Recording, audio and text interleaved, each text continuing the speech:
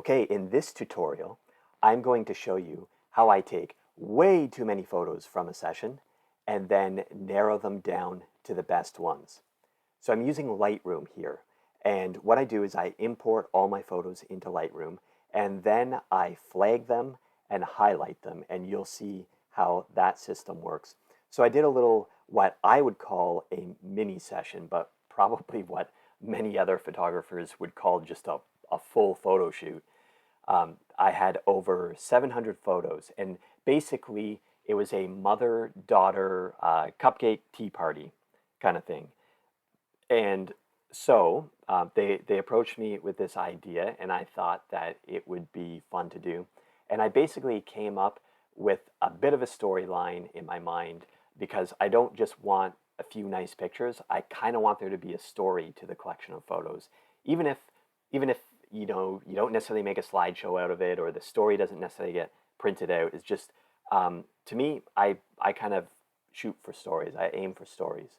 So what I do basically is I go through the photos quite quickly, and anything that strikes my eye as a maybe, I don't sit there and hum and haw about whether should I keep this, should I not keep it, is this, are there better ones? If it looks any good at all, like any sort of a keeper, I'm I'm going to flag it. And so you'll notice a little flag appears on the photo right up here. And so I'm going to go through quickly. And you can see I'm not even bothering to zoom in on the photos, really. And, I'm just looking for the ones that go like, yeah, that's the kind of shot that I was after. Again, I don't want to overthink it as I'm going. And you can see here that I have little pockets of photos, right? Little groups of photos. Like I've got at least 3, 6, 9, or however many of these. And so, and I'm adjusting my angle a slight bit. Like in this photo here, I got a little too close to the edge. This is the kind of thing I do not notice on the first shot that I take.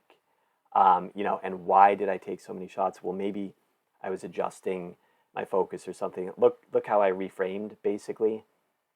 So I do like this good close up, but then I also kind of like when I backed off and got the whole table in. So I'm going to keep one of those. You can see that there's different exposure levels. Okay, so this is a part of the story. So basically at first he was just shooting some details, and then it was getting the mom and daughter in the background. So I'm still shooting details, but I wanted them in the background as if they're like walking up to the tea party. Now, how am I going to choose one photo over another? Well, one of the things that I'm looking at, especially when people enter the mix, is gesture. So let's compare these two photos right here and show you why I would choose one over the other. Okay, I would choose this photo here. And the reason is because of the gesture. So here, it kind of looks like they're standing still, right? They've just got two little stick legs coming out. There's no bend or anything. But over here, see how the legs are crisscrossed? That means she's walking. I can tell that she's walking, and it portrays movement in the photo. I mean, a photograph is a frozen image. And so how do you portray movement? Well, you got to capture somebody in movement. So I was snapping a lot of photos because there are branches going in front of their faces, and the light is changing. If a branch moves, if one of these willow branches moves, all of a sudden the sun is blasting into my lens. So that's why exposure is changing sometimes. So I'm going to keep a few of these. I liked it when they began to be off to the side. Again, I'm not overthinking it. I'm keeping too many of these. And that's okay. I will figure it out later. And I'm going to show you what the next step of my picking is, because I'm still going to end up with way too many flagged photos, way too many photos that I want to keep, more than I actually want. And so then I'll show you the next step of editing. See in this photo that even though they're out of focus, you can still see the movement in their legs. Their legs are crossed. You can tell that they're taking a step. You can see that they're holding hands. So there's that connection and emotion. And you can see the smiles on the faces, even though they're out of focus. And so it's still, just a detail shot. One thing I also want to comment on is the backlight here. So I specifically chose this scene, and you'll see a bit more of the scene later on, because there's a great big willow tree and the sun is setting. I mean, really, whoops, really the sun is, it's up even higher, but it's filtering through the tree and giving us that nice warm light, which I am going to have to adjust when I edit because it's not nearly as warm in these photos as it really was. Okay, so I will keep going through. Now they're in focus. I backed up, and it's not so much about the details anymore. Now it is about the people entering, and you can see that I've captured some, like this here, really nice, smiles on the faces, and mom looking at daughter, which is nice, and then this where it's just like whatever they're looking at, like this is not a shot I'm going to keep, and this happened in like a split second. So I like this one too. They're looking at each other. You can see that they're now more in focus. I've got the table and them in focus.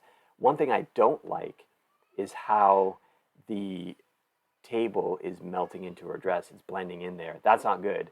But again, I'm not going to overthink it. If there's just any chance that I like the photo, then I am keeping it.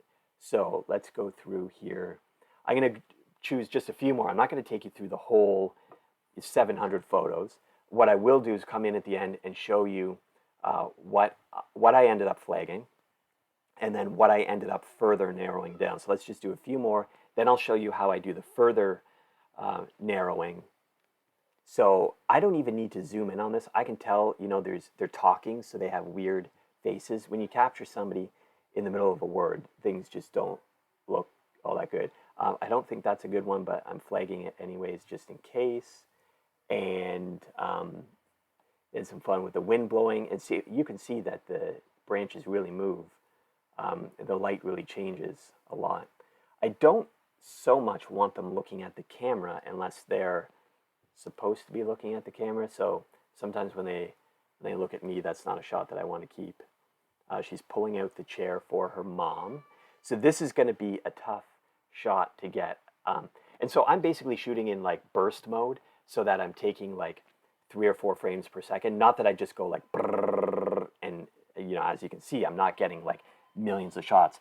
But I have learned the hard way that people blink a lot, and people make weird faces because they talk, they open their mouth, and then it looks so weird in a photo. Or they turn their head for a split second. So I have learned, don't take one shot, take at least 3, and there's this concept in people mock it, this idea in photography of spraying and praying, and it's just basically like you're just like whoa, whoa, whoa, brrr, taking like hundreds of pictures and hoping something turns out, and and that kind of approach should sort of be mocked. It's okay when people make fun of it because like you don't know what you're doing and you're just taking out a million shots hoping that something turns out. You need to learn the basic principles, which is why I love making these videos for you. I got tons of micro lessons about using your camera and capturing moments and everything. But for me, again, I've learned, yes, I can capture the moment that I intended, but mom is blinking, or daughter had her mouth open to say something, or dad turned his head, or something like that. So I've learned you got to take more than one shot, and I really am I'm honed into the tiny little details of the moment, and that's what I'm after. That's why I'm on burst mode and I take so many shots. I know what I'm doing, I know what I'm after, and I know that I don't want that final moment ruined. So now she's walking over, and again, I'm hoping to capture some gesture in her body that looks good for the photo. This is okay. That's probably a bit better. I don't know. I don't want to overthink it, so I'm keeping them both, and I can narrow it down later. Something like that. Now the daughter looks at me, and I don't want that as a picture per se.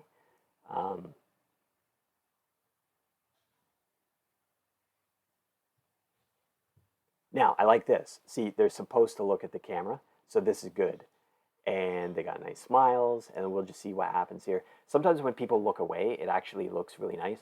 I don't like to tell people. I mean, sometimes I do. I'll tell them, look off in the distance, or look over here or there. But I like it when, see, the way mom is looking down towards her daughter's arms, and they're not looking at the camera anymore. That was a nice one. So keep at least a couple of those.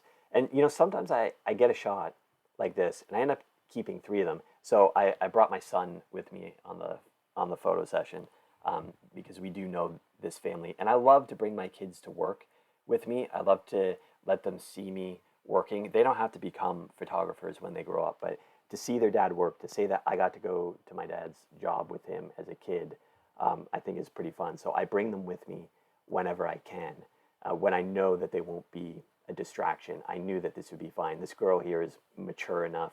She had lots of fun and she was really giggly and everything, but she's mature enough to just, um,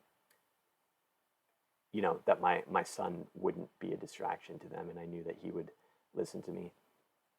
Okay, another one where they're looking at me, and I really like this. I like the big smiles and everything.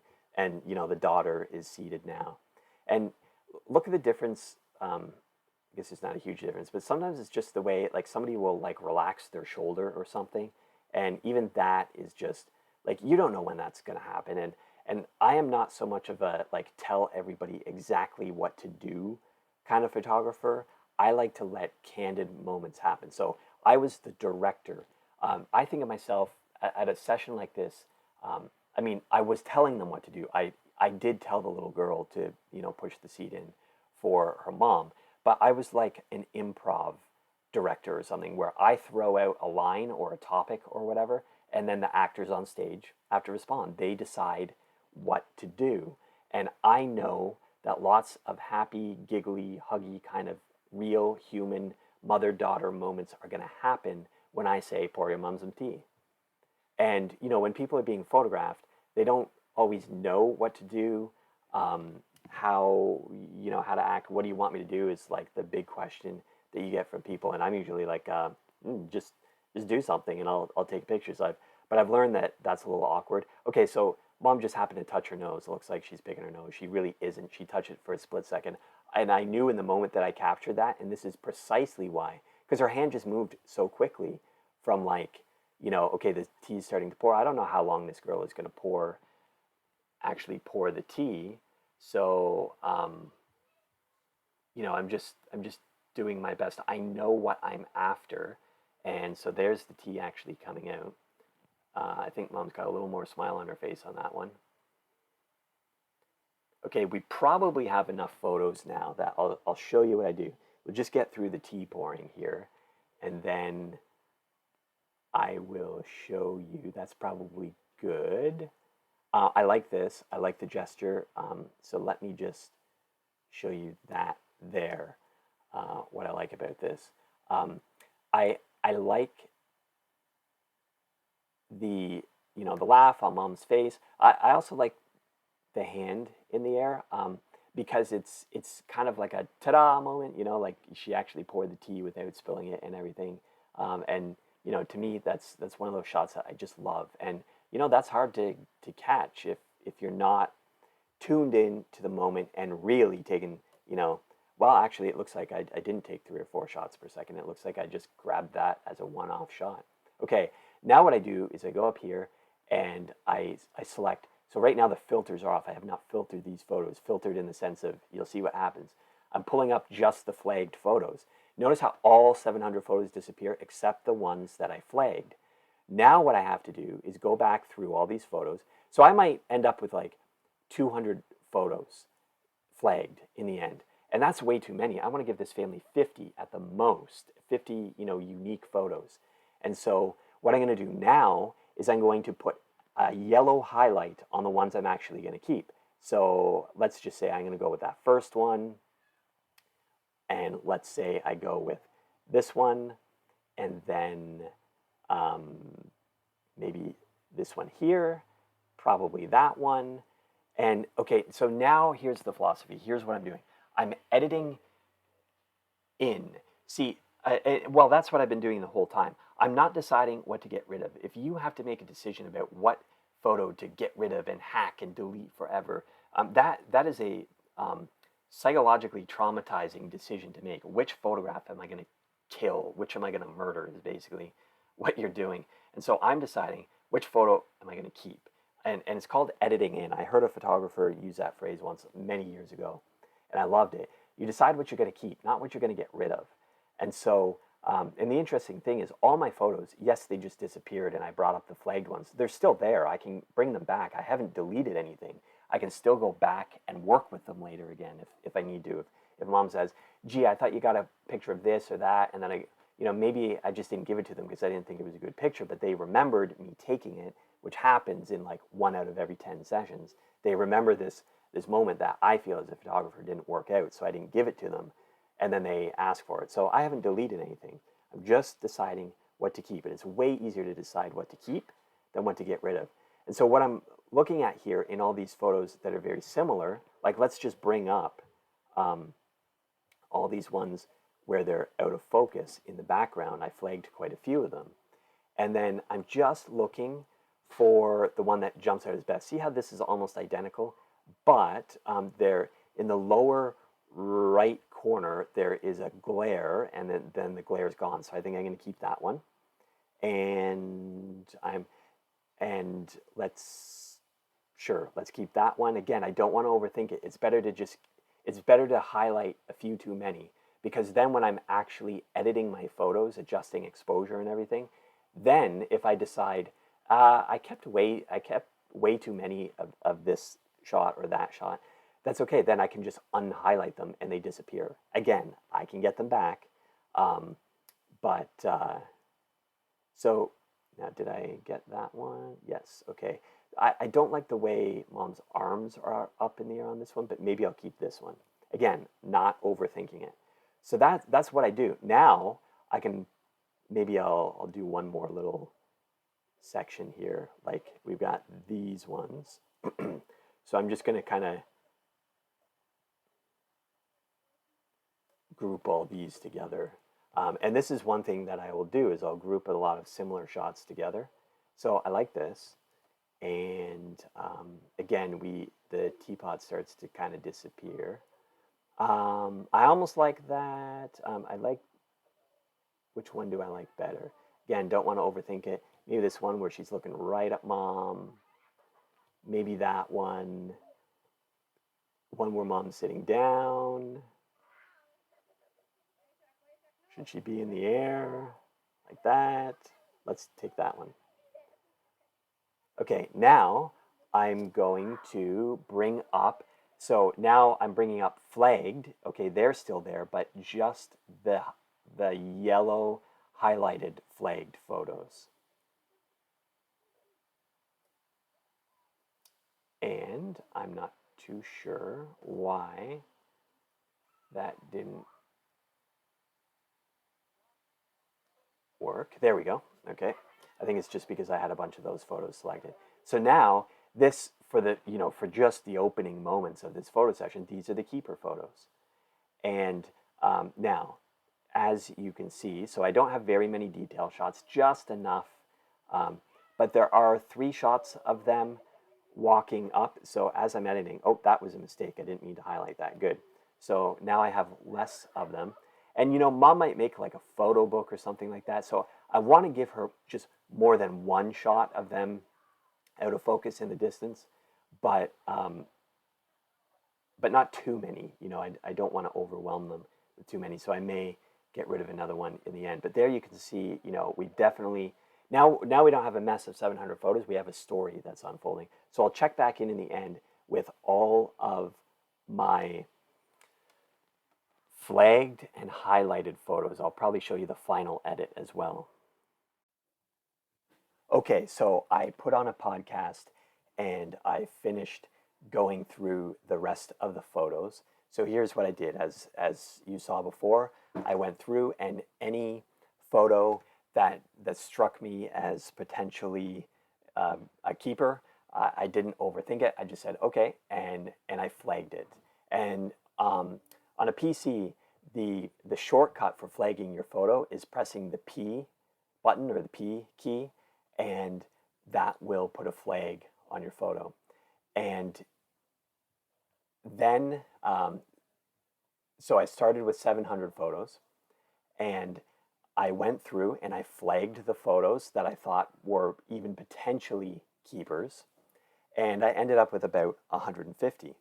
Then what I did is I went back through those 150 photos. So as you can see, I've got the flagged photos here. Just the flagged photos are up. And I went through and I said, okay, but now I want to narrow it down even more. So I, I'm still only going to keep the strongest images out of these 150. And whenever I came across a strong image that I knew I wanted to keep, I highlighted it with yellow and I hit the number 7 as a shortcut to do that. Then what I did is I brought up all of the highlighted photos that I had, and there were about 75 photos. And I thought, gee, that's still a little too much. Actually, it was a little higher than that. And then what I did is I actually edited all the photos. I basically brightened them and warmed them up, and you dealt with the highlights and shadows and whatnot. You can learn about my editing techniques in my tutorials about that. But as I was editing, whenever I came across like 3 or 4 pictures that were too similar, I would at the very least get rid of the weakest one and potentially the weakest two if if I could. So, I probably had around 90 and then I got it down to around 75. I'd still like to go through one last time, and I always do this one last time and try and weed out any other weak looking photos that I see. But the very last thing that I did is I went through and highlighted my favorite photos, or sorry, not highlighted, but marked them with 5 stars. And so I hit the number 5 key. And so you can see the rounds that I've gone through. Started with 700, got it down to 150, got it down to 75, got it down to 25. Each time I'm looking for the strongest photos of the batch, but with increasing scrutiny as I go along, right? So as I'm going through the 700, I'm just looking for anything that's any good whatsoever. When I'm going through the 150, I'm looking for, the strongest. I'm not settling for just anything that's any good at all. I've already got that. Now I'm looking for like, okay, yeah, but which ones are the strongest? And then when I go through the last thing and I mark them with 5 stars, I'm going, which ones are my favorites? Or in this case, which ones work together to tell the story of the tea party? And I've got another video on storytelling that you can check out. So this is the process that I go through with every single photo session that I do. Sometimes I come home with 2,000 photos from, like, let's say an hour-long adventurous family photo session. And I'm probably going to cut it down. If I have 2,000 photos, there is a lot of junk in there. So I probably cut it down to around 250 right off the top, just going through and flagging things, maybe 300. And then I get it down to more like 150 yellow highlighted ones. And then as I'm editing, I start to like remove the yellow highlight on some of the photos, and so that they just don't show up anymore, and get it down to something more like 125. I like to make sure that I give a family plenty of photos that they could design a photo book or anything that they could want these photos for. And I often go for little stories in there, which you can learn more about in my other videos. And just one important note is I never delete any photos. That's just the thing for me, because if I try and delete one photo, I accidentally delete them all, or I delete the wrong one, or something happens. So I just don't delete anything. I have like millions of photos, digital photos, on hard drives, and I don't really care. It's far more peace of mind for me to have a couple of hard drives full of photos than it is for me to have lost photos. It happened twice. I'll never do it again. So I just don't hit the delete button anymore. I don't delete anything. Instead, what I do is I flag them, and then I just bring up the flagged photos. I highlight them. I bring up the highlighted photos. All the junk disappears. It's still there, but it disappeared. So there you go. Happy editing and happy culling your photos.